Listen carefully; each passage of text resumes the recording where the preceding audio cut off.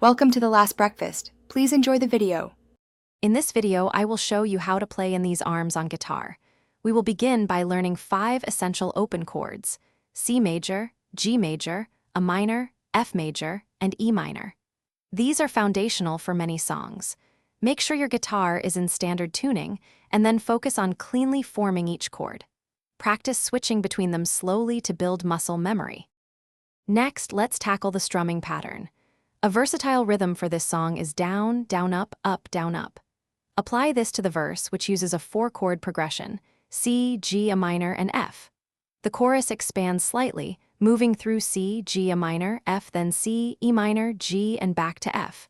Repeat these sections to get comfortable. To make your playing more expressive, try varying your strumming dynamics. Play verses a little softer and choruses with more energy. Concentrate on pressing down firmly to avoid any muted or buzzing notes during chord changes.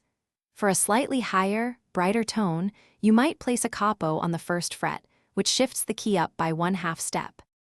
Consistent practice is key to mastering this song.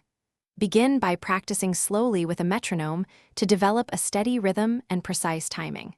Once you feel confident, try playing along with the original recording to capture the song's feel and tempo.